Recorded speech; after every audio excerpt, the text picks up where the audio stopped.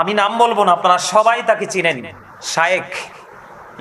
উনি কিন্তু বয়সে আমার চাইতে অনেক মুরব্বী, কিন্তু আমার কাছে কেন জানি মনে হচ্ছে কোথাও যেন উনি নিজেকে বিক্রি করে রেখেছে। আমার কাছে মনে হচ্ছে তিনি সেই প্রতিবন্ধকতার বেড়াজাল থেকে বের হয়ে আসতে পারতেছে না। তিনি রাসূলের ৬৩ বছর জিন্দিগির মধ্যে তিনি পুরো ৪০ বছরকে তিনি মাইনাস করে দিয়েছেন। আমি আলোচনা শুনে অত্যন্ত অবাক হলাম। উনি কি এগুলো জেনে বলেছে, নাকি উনি হাদিসগুলো জানার পরে তথ্য গোপন রেখেছে? যদি তিনি জানার পরে তথ্যটা গোপন রেখে থাকে তাহলে 100% তিনি মিথ্যাবাদী। তিনি কি মিথ্যাবাদী, অনেক বড় অপরাধী, মুনাফিক।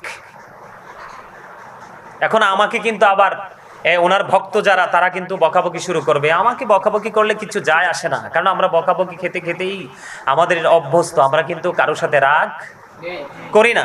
কেন বললাম যে এখানে সবচেয়ে বড় যে গুরুত্বপূর্ণ বিষয়টা, আল্লাহ রাসূলকে তিরমিজি শরীফের মধ্যে এসেছে হাদিসখানা, হযরতে আবু হুরায়রা রাদিয়াল্লাহু তাআলা আনহু থেকে হাদিস বর্ণিত। আমি কোরআনে পড়ে আসছি, যেহেতু রাসূলকে নিয়ে আজকে এত বিতর্ক, ঈমান নিয়ে এক পক্ষ ঈমানের পক্ষে, আরেক পক্ষ ঈমানের বিপক্ষে, এই যে টানাহেঁচড়া শুরু করছে, যেহেতু রাসূলের কথা তো অস্বীকার করার কোনো সুযোগ নাই। রাসূলের কথাকে যে অস্বীকার করবে সে কি ঈমানদার? তার কি ঈমান থাকবে?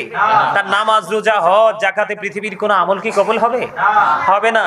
হযরতে আবু হুরায়রা রাদিয়াল্লাহু তাআলা আনহু থেকে হাদিস বর্ণিত, এক সাহাবী রাসূলকে প্রশ্ন করলেন, ইয়া রাসূলুল্লাহ, আল্লাহ রাব্বুল আলামিন আপনাকে কখন নবুয়ত দিয়েছেন? তার মানে আপনি কখন নবী হয়েছেন? তখন আমার রাসূল বললেন, কুনতু নাবিয়্যা ওয়া আদামু বাইনার রূহি ওয়াল জাসাদ। সুবহানাল্লাহ বলে না কেন? তিরমিজি শরীফের হাদিস, স্পষ্ট হাদিস, এটাকে অস্বীকার করার কোনো সুযোগ? যে অস্বীকার করবে বা এটাকে এড়িয়ে যাবে সে কখনোই মুমিন হতে পারে না। তার ঈমান নষ্ট হয়ে যায়। কি হয়ে যায়? তার ঈমান নষ্ট হয়ে যায়। যার ঈমান নষ্ট হয়ে যায় তার বক্তব্য শুনলে আর তার যারা ভক্তবিন্দু আছে তাদেরও ঈমান থাকবে না। যেই জায়গায় আল্লাহ রাসূল বলেছেন যে আমি ওই সময় নবী যখন আদম ছিল দেহ এবং রূহের মাঝে, তার মানে এখনো আদমের অস্তিত্বই নেই। তখন থেকে আপনার আমার প্রাণের নবী, তখন থেকে নবী। নবী কি বলেছেন? কুনতু নাবিয়্যা ওয়া আদামু বাইনার রূহি ওয়াল জাসাদ। আল্লাহ রাসূল বলতেছেন। আল্লাহ রাসূলের কথা কি সত্য নয়? আজকে আমার কাছে অবাক লাগে। আমি আবারও বলছি, দর্শক যারা, আমি আমার ভক্ত বা ওই শায়েকের ভক্ত বা গিয়াসউদ্দিন আত-তাহিরি সাহেবের ভক্ত, আমি কিন্তু ভক্তদেরকে মিন করে কথাগুলো বলছি। আপনাদেরকে বলছি, আপনারা আবেগী না হয়ে আমার ভক্ত হওয়ার দরকার নাই, গিয়াসউদ্দিন আত-তাহিরির ভক্ত হওয়ার দরকার নাই, ওই শায়েকের ভক্ত হওয়ার দরকার নাই। আপনারা বিবেকবান হন, আপনারা পার্সনকে ফলো করার দরকার নাই। আপনাদের দরকার হচ্ছে মূল বিষয়। দরকার কি? মূল বিষয়টা কি? সেটা কতটুকু যৌক্তিক, কতটুকু কোরআন হাদিস দ্বারা এটা প্রমাণিত, সেটা হচ্ছে আমাদের দেখার বিষয়। কারণ মরতে কিন্তু আমাদের প্রত্যেকটা মানুষকে আলাদাভাবেই মরতে হবে। মরার পরে কিন্তু আমি গাজী সুলাইমানও যাব না, গিয়াসউদ্দিন আত-তাহিরি সাহেবও যাবে না, আর যে তথাকথিত শায়েক, ওই শায়েকও যাবে না। যাবে না কেন বললাম? আল্লাহ রাসূল বলতেছে তিনি ওই সময় নবী যখন আদম দেহ এবং রূহের মাঝামাঝি। কুনতু নাবিয়্যা ওয়া আদামু বাইনার রূহি ওয়াল Jasad. I was a prophet when Adam was mixture of water and mud. আদম পানি এবং মাটির মধ্যে, তাও কাদা মাটির মধ্যে, তখন আমার নবী। তাইলে এখন আপনারা আমরা কি রাসূলের পবিত্র জবান মোবারকের হাদিস শরীফটাকে বিশ্বাস করব নাকি এখনকার শায়েখকে বিশ্বাস করব? ওমা কথা বলে না কেন? রাসূলের হাদিসকে বিশ্বাস করব। আখিরি জামানা, শেষ জামানা চলে এসেছে। দর্শকদেরকে বলবো আপনারা সাবধান থাকবেন। ব্যক্তির পিছনে দৌড়ানোর কোনো প্রয়োজন নেই। হ্যাঁ, তবে ব্যক্তির পিছনে দৌড়াবেন কোন ব্যক্তি?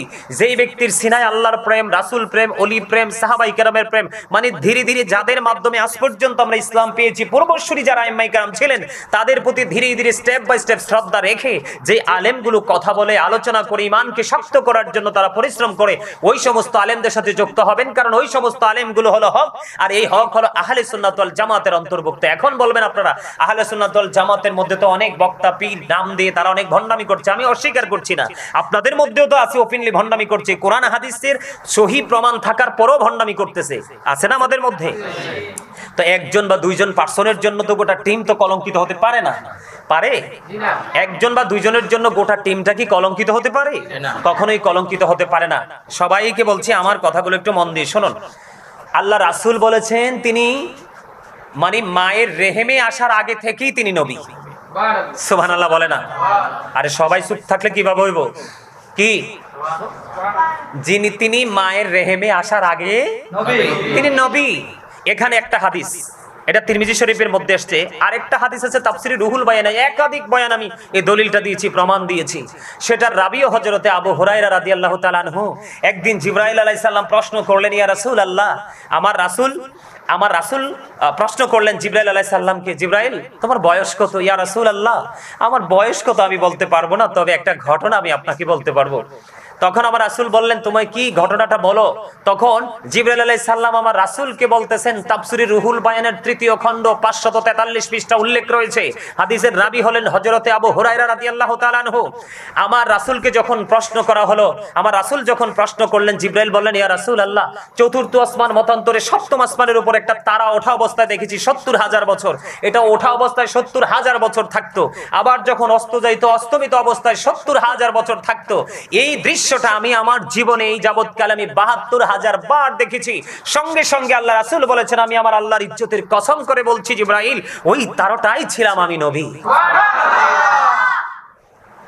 এত সুন্দর চমৎকার বয়ান, রাসূলের পবিত্র জবান মোবারকের বয়ানকে যারা অস্বীকার করে, আপনি আমার কাছে সবচেয়ে বেশি আফসোস লাগে ওই মানুষগুলোর জন্য, তিনি ব্যক্তিটাকে ভালোবাসছেন, রাসূলকে ভালোবাসতে পারেননি। তিনি ব্যক্তিকে ভালোবেসেছেন, তিনি রাসূলকে ভালোবাসতে পারেননি।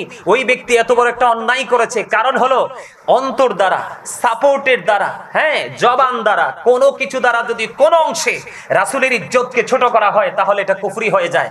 যেই ব্যক্তি কুফরি করে সে কখনোই তার ঈমান থাকতে পারে, তার ঈমান চলে যায়। তাহলে আমার কাছে অবাক লাগে আমি কিভাবে মানুষ এই কমেন্টস গুলো করে এবং কিভাবে মানুষের বক্তব্যগুলো দেয়, এত সুস্পষ্ট দলিল থাকার পরে। রাসূল বলেছেন, রাসূল আরো বলেছেন, জাবের রাদিয়াল্লাহু তাআলা আনহুর প্রশ্নের জবাবে রাসূল বলেছেন যে আমি ওই সময় নবী। তিনি কোন সময় নবী?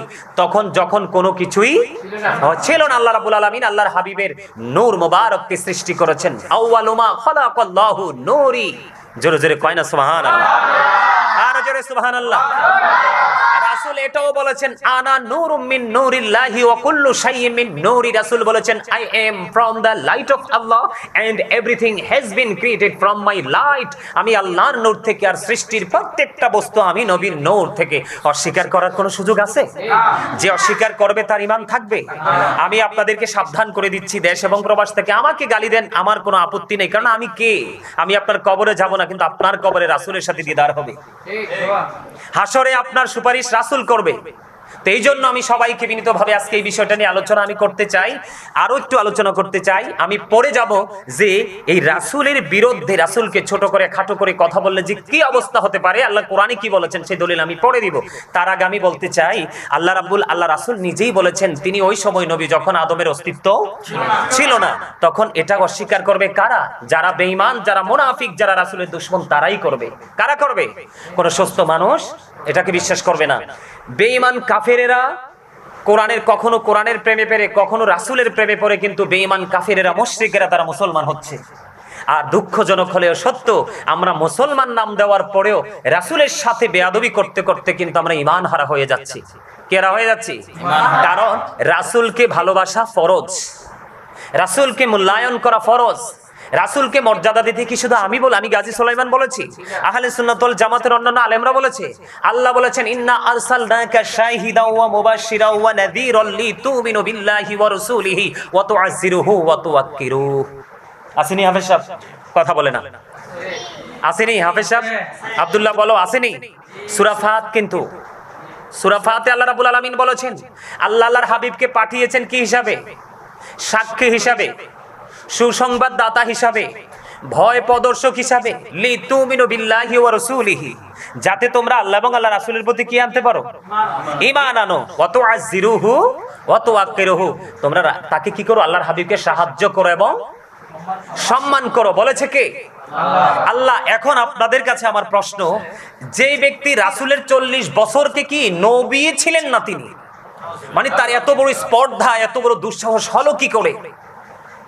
যিনি বললেন তিনি 40 বছরের আগে নবী ছিলেন না, ওই ব্যক্তিটার এই বক্তব্যটা কিভাবে মানুষের কাছে গ্রহণযোগ্য হয়? কারণ তারা গ্রহণযোগ্য হওয়ার মতো সেই পরিবেশটা তৈরি করেছে, তারা তাদের স্বার্থ সুবিধার জন্য, অন্য কিছুই নয়। তবে এই সুবিধাটা পৃথিবীতে একটু অর্জন করা যাবে, কিন্তু পরকালে অর্জন করা যাবে না, যাবে? ওপারে কি অর্জন করা যাবে? ওপারে অর্জন করা যাবে না। তাহলে এখান থেকে কি উঠতে হবে? রাসূলকে ভালোবাসা ফরজ, আর রাসূলকে কষ্ট দেওয়া কি কুফরি। রাসূলকে যারা কষ্ট দেয়, আচ্ছা রাসূলের পুরো 40 বছরকে কি করলো? অস্বীকার করলো ওই শায়েক। এখন রাসূল কি কষ্ট পায় নাই? রাসূল কষ্ট পাইলে কি আল্লাহ খুশি হয়?